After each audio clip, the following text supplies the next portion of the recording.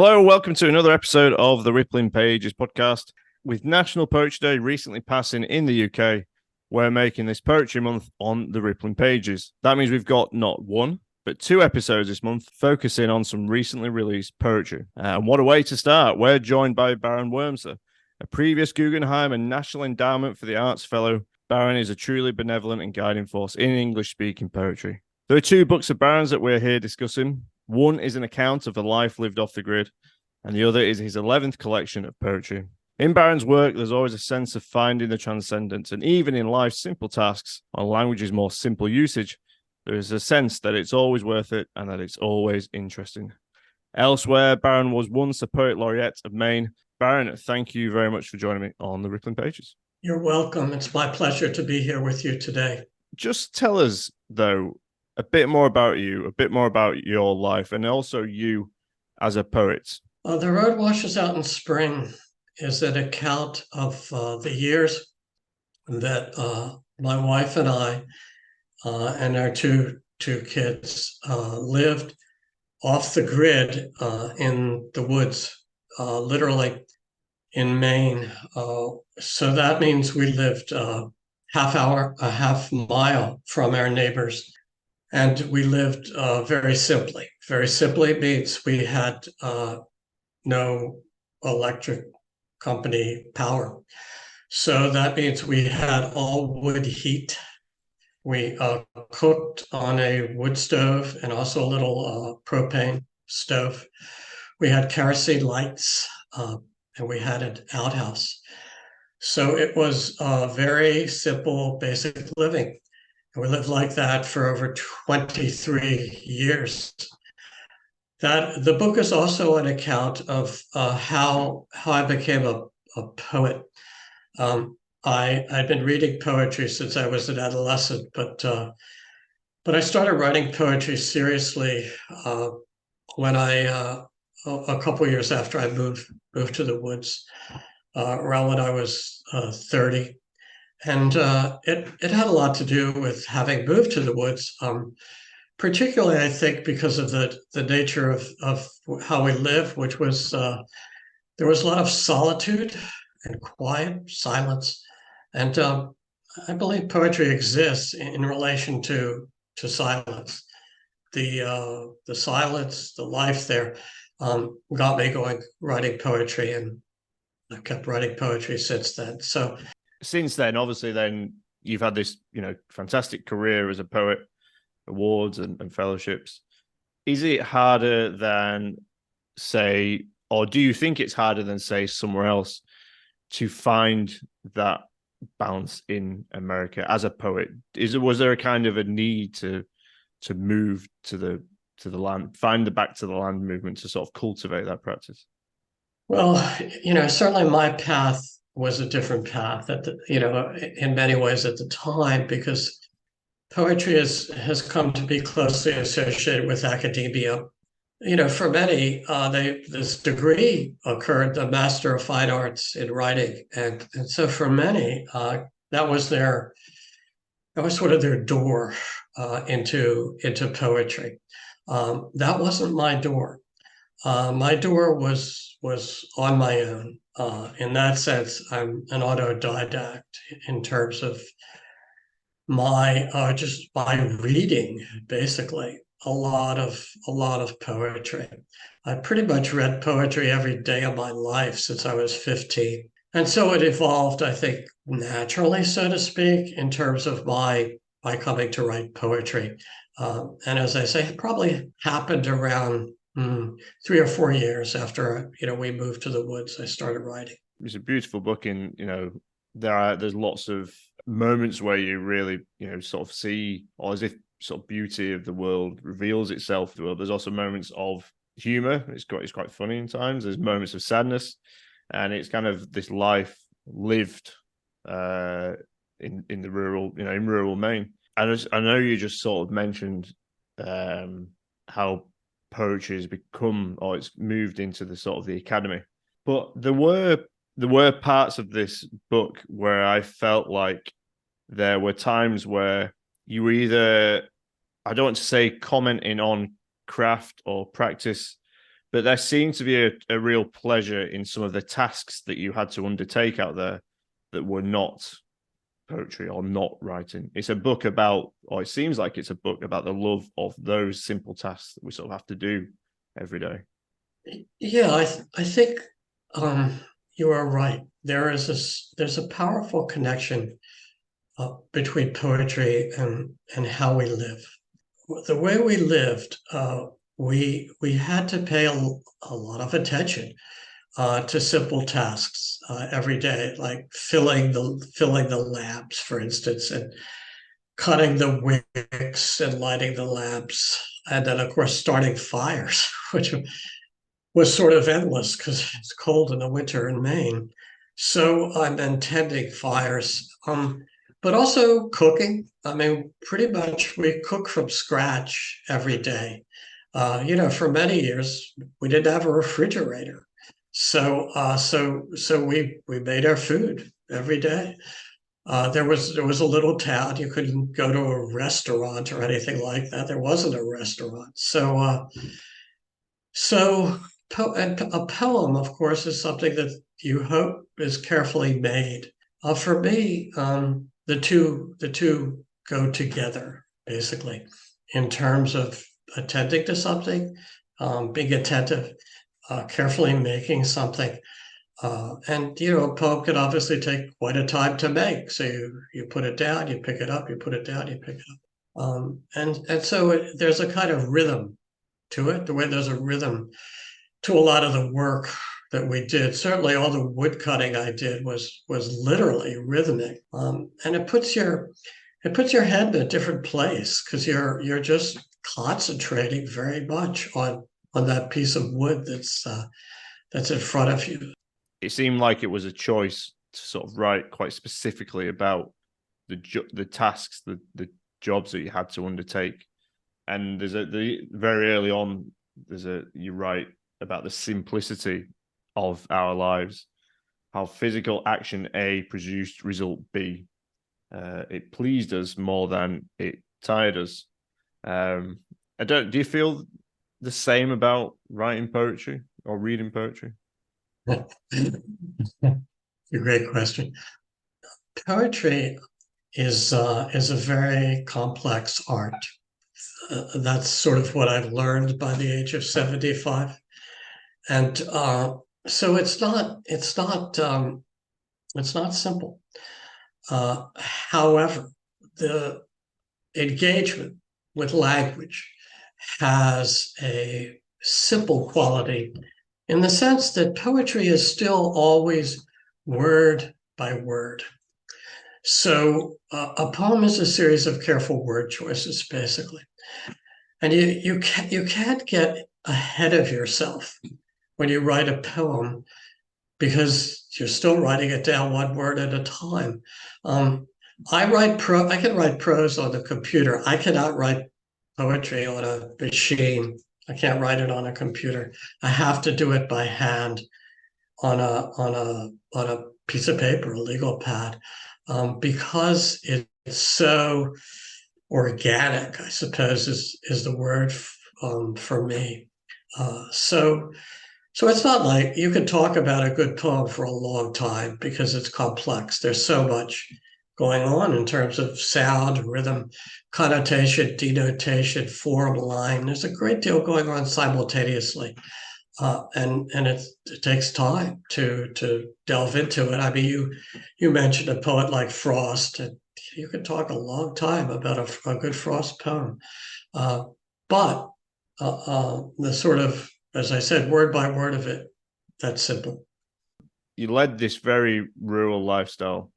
You found solitude, you found silence, but the poem goes out into the world. What I'm trying to write about, because when you live the way we live, the automatic assumption people make is that you are, quotes, a nature poet. I love trees, but I'm not a nature poet. I'm someone who's basically been writing about what used to be called the human comedy, which is to say, people and what they do in this world. And that's what I've been writing about. So it's pretty far ranging. I mean, you read the History of Hotel in terms of the different scenarios that I approach. in that book. I'm all over the place, basically, in terms of what I've written about.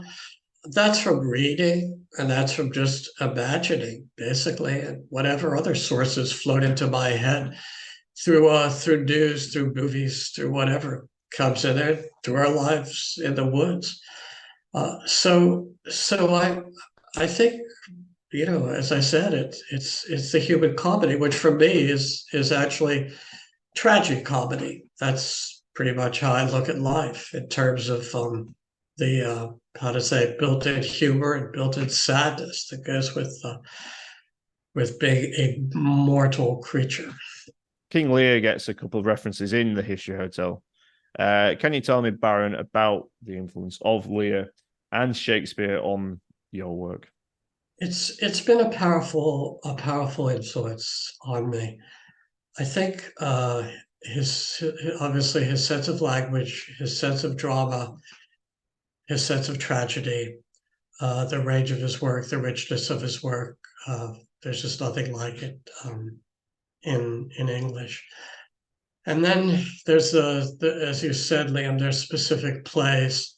Certainly, Lear has been a play I've read and reread and read again, and to the point where I wrote a novel called Tom of Vietnam, which is a play on Tom of Bedlam and King Lear, about a soldier named Tom who has served in the war in Vietnam, and him in the 1980s in the United States trying to still cope with the experience of war, what he's seen, what he's been through. The book that means the most to him is King Lear, and the honesty in that play in terms of our condition as human beings and how Lear is literally stripped bare in the play. And as I talked earlier about tragedy and the tragedy of misapprehension, misunderstanding. Obviously, the enormous one at the beginning of the play, in which Lear doesn't understand Cordelia and all the harm that results from that. And yet, also, obviously, the streak of very dark humor in the play, as represented by the fool, and then the character of Tom of Bedlam. Yeah, and you describe yourself as, well, in brief, in History Hotel, you describe yourself as reprising Lear's journey. What does that mean? Lear, because you're right. Did you cite him right? From witless to wit and back. So, there's that unknowing, and then there's a kind of knowing we feel that's wit. And there is a lot of literal wit in the play. And then witless, because at the end, we don't know. It's all a mystery, and we're left with, that mystery in this world. And so we're left with our unknowing. So I think that's part of whatever you want to call it, the journey that that Lear goes through, and it's I mean the end is shocking. We'll never get over the shock, right, of when Lear comes in bearing Cordelia's body, right? That's beyond words, really. When did you first interact with it? Through my mom, because she was an English teacher. And so I was from her. And then, when I was, whatever, 13, 14, we started to read plays like Julius Caesar, Midsummer Night's Dream. And then in high school, starting to read, the more whatever challenging plays. And then a year of Shakespeare at college. And by then it stuck. That's but it's such a nice, or seems a nicer organic way to come to it. I think the issue is especially over here, is that we're introduced to it in school, and there's a syllabus, and we've got to memorize or critique it in this way or that way. It seems like such a more organic way to interact with it, and obviously that stayed with you, throughout your life and poetry. Yes, it's very much been part of my life. I'm always pulling down a play and reading it again. Yes. There are sort of enduring themes, but also impermanent and more transient themes, I guess, that seem to be at odds with one another in your poems, at least. Yeah, well, I think the experience of modernity, for better or worse, is a heterogeneous experience in art. It should be. Some people try to make it not. So obviously, a lot comes at us. A lot is available to us. We take a lot in. And so the challenge certainly is, well, what the hell does all this mean? And so each poem is sort of an attempt to wrestle with various situations, historical, contemporary, whatever, where different things are occurring essentially at the same time, more or less, and are maybe just attesting to the drama of it, right? Because it all comes back to drama in terms of our being here in this world. It's not that any of us have conclusive understanding. We don't. But we certainly experience drama day in, day out in terms of the world that we live in. Yeah, the what comes to my mind as you said that is that image of the candle that opens history hotel. I think that it just seems to really resonate with a sense of briefness, the kind of the flux of life, the kind of very short passage that we have on Earth, and it I don't know. There's obviously the very famous Shakespeare line, out brief candle from. You're right, obviously. I mean, if you ask me what poetry is about, one thing it's about is transience. We're passing through. And inevitably, then for us as human beings, it's about loss. And it's about one thing becoming another thing, like that candle. And then that candle coming back and, being a candle again, being reformed. So obviously, then it also brings up issues of light and dark, which obviously is part of the rhythm of our days on Earth, and something we're deeply attuned to as human beings. But yeah, this is what I really enjoyed about the History Hotel. A real sense of transience of.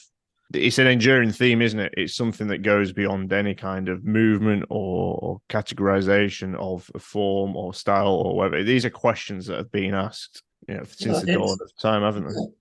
Yeah, it's eternal as far as we're concerned. There's no there's no final poem. We all keep doing it. We all read it. We all add to it, and I think it's honest. It can be honest that way in terms of admitting, what you bring up about our transience. That it's as that word, that first poem, brief. It's not all that long that we're here, certainly, and even at my age, it doesn't feel that long. And as I write at the beginning of The Road Washes Out in Spring, my mom died when she was 48. So that didn't seem very long. So yeah. If you're in Bradford on the 4th of November, why not join me and Tom Branford as we launch his new collection, Boar. Published by Broken Sleep Books, I'm going to be asking Tom some questions, and there'll be readings by poets Jasmine Gray and Jerry Francis. For fans of poetry or the Rippling Page, it's sure to be a fun night. Find a link to the tickets in today's show notes. Hope to see you there. Some might sort of say there's a particular idea about the world here. There's a particular sort of faith. And there are images of faith or symbolism within your poems, but there's not a grand overarching. There's no church, so to speak. What I'm always looking for, I think the world is speaking to us all the time. I think it's all speaking to us, and I think what poems try to do is listen and put that down, basically. So I suppose in that sense, it makes me what some people call spiritual, in terms of I believe that, but I believe everything is speaking. So it's inanimate things are speaking, animate things are speaking. It's all speaking to us. It's just that we're limited and we don't take that much in because we're distracted and busy and whatever's going on in our heads. And then it's the task of the poem to sort of create a resonance from that expressiveness of every detail. Because essentially what you're trying to get down on the page is the being of whatever it is that you're writing about. So if there's a deer or a pencil or macaroni, you're trying to get that being to be expressive so that the reader, listener feels it. So it's not just a so-called fact or a detail, that it has expressive life to it. Is it a language then that that you're trying to discern or listen to in terms of the pencil or the deer, for argument's sake? What is it that you're trying to translate into the poem? What I'm trying to translate is that quality of being that then gets dramatized in the poem. How does that guide your poetry? And for someone, for another poet that isn't a spiritual poet, are there other poets that what's the language of that poetry, if that makes sense? Well, obviously, I think it's not necessarily anything symbolic. It's more again to go back to what I just said. I think one thing that poetry tries to give us is what I call the thrill of being, just being here, basically. Each of us feels that thrill through our senses, moment by moment. Poetry is trying to deliver that, so to speak, via language. To me, there's something of spirit in that thrill. I mean, there's just that basic truth that none of this has to be here. The world that we're in and none of it has to be here. To use a word I like a lot, a haunting quality. It's easy for me to say I've written because I'm haunted by the world that I'm in, the world around me, history, the past, people, creatures, that all, as I said, none of it has to be here. So I find that haunting. And the expressiveness of it is haunting to me. Does that relate to a certain idea of time and chronology? There's a book I like a great deal by a historian, a philosopher named Charles Taylor, who Canadian, and the book's called A Secular Age. And the book is about, he basically looks at human beings in the year 1500 and the year 2000 and asks himself the question, what's the difference? Good question. And the difference, as he puts it, is 1500. This relates to what you're talking about, Liam. In 1500, basically, the self that people carry around is what he calls porous. That means that self is open to the spirit world. So it's open to ghosts, goblins, elves, all the things that come out on a midsummer's night, right, in England. All those creatures, the self is open to. And we know at the beginning of Hamlet who appears a ghost. In the year 2000, we don't exactly have that self anymore. We have what he calls a buffered self. And that's because we live in a mediated world. Look at what we're doing here. Look at all the technology between you and me, okay? You walk into a room, you turn a light on. That's a buffered world. You get in a car, it's a buffered world. So the self is sort of whatever you want to call it, more remote, more protected, whatever you want to call it. That's different. Poetry, however, is sort of still got one foot back there in 1500 in terms of the haunted quality that sort of goes with poetry in terms of not being buffered. And I wondered if anything about being a poet in America or in the West, in particular, that makes that buffered experience, to use the expression, which is a really nice way of putting it, and it really brings to is there a particularly buffering experience in the American way of life? that either makes this life more difficult or perhaps more interesting, a dialectic? I think the thing is here, uh, obviously, as is painfully present, I suppose, to everybody who looks at this country at this point in time, it's very much an experiment. It's a made up place. It's a creation. I mean, it was created. The act of independence was, well, now we're going to create this country. I can't, there's no definitive answer, God knows, to this, but I think there's sort of an inherent openness to being a poet here, and that's why the two huge poets for us, for Americans, or at least for me as an American from the 19th century, are Whitman and Dickinson. And the degree to which they're making it up is just remarkable, remarkable, honestly, in terms of how different they are from what's going on around them. Created, made up, and self-creating quality too, right? I mean, Whitman is making himself up on the page, and Dickinson is making herself up on the page. Well, that's a really different, it's not what Matthew Arnold is doing in the middle of the 19th century in Britain. It's not what Tennyson is doing. They're good poets, but that's not what they're doing. Say it made me think a bit more of the sense of creation of the self, the sense of the I, and especially the sort of spiritualism of, or what appears to be spiritualism of Emerson's. And is it fair to say that there's a lot of images of gambling or chance in your poems? Well, I had a grandfather who liked to play cards. So certainly I was familiar with the chance that went with a deck of cards. I think I do have a sense of fate that way. How to say Greek tragedy makes a lot of sense to me, frankly. We aren't in control. Things happen to us, and that's part of being on Earth.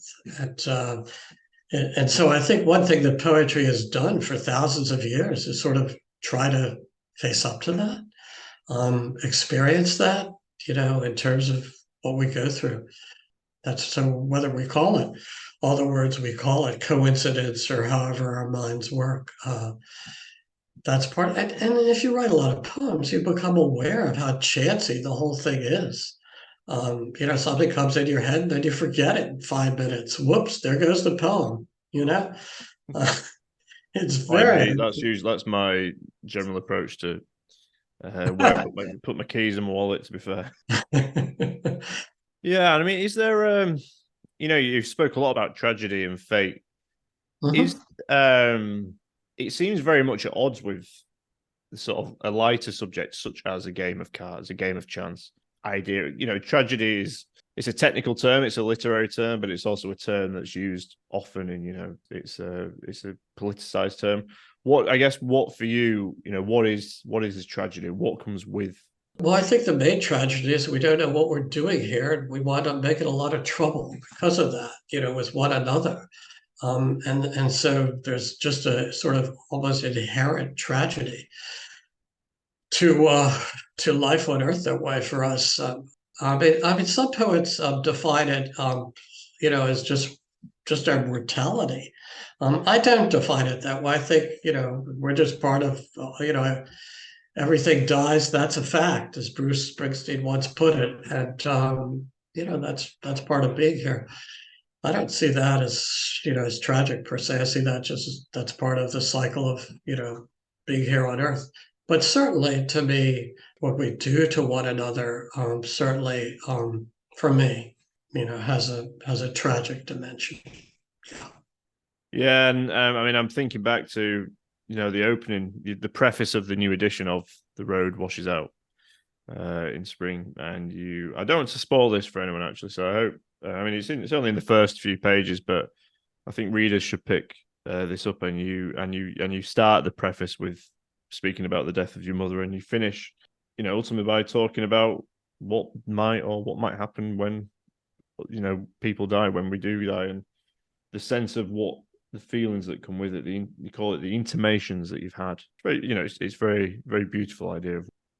Yeah, thank you. I think this is embodied in a way in a recurring image that comes through in your poetry. The idea of baseball, or not the idea of it, but what baseball is, a game.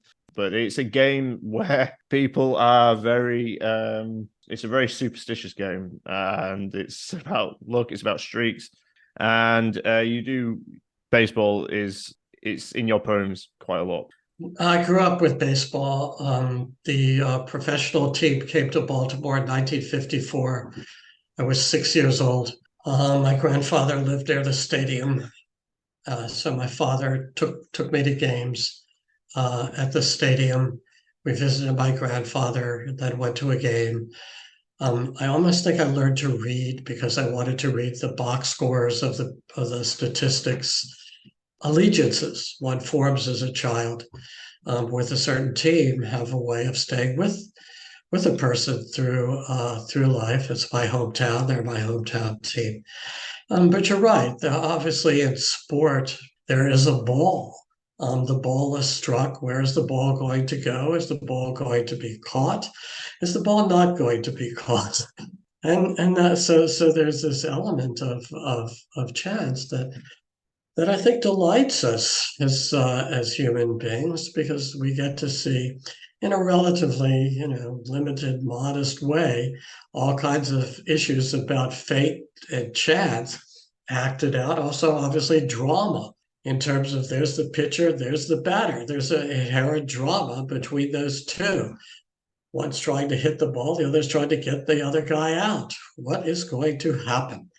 Something always happens. That's very satisfying that something always happens to us also, given that in many things, they're long-standing dramas, alas. I love your poem in baseball.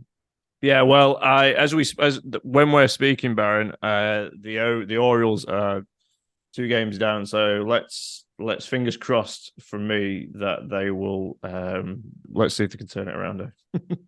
Thank you. But yeah, you are a Baltimore. Is it would you call them Baltimoreans? Is that how we'd? Baltimoreans, also familiarly known as Baltimoreans. Well, we'll stick to Baltimoreans, shall we? But yeah, you're particularly if you really wanted to get a grasp of Baron's work on Baltimore and Baron, then teaches that piece in particular very heavily set in Baltimore, and a really interesting time and era in not just in Baltimore but in America. So, but otherwise, Baron, it's been a pleasure to have you on the Rippling Pages. Thank you so much for joining us. The History Hotel and The Road Washes Out in Spring are both out now. But for now, Baron, thank you very much. A delight that you've been to my hometown too is really something kind of special to me.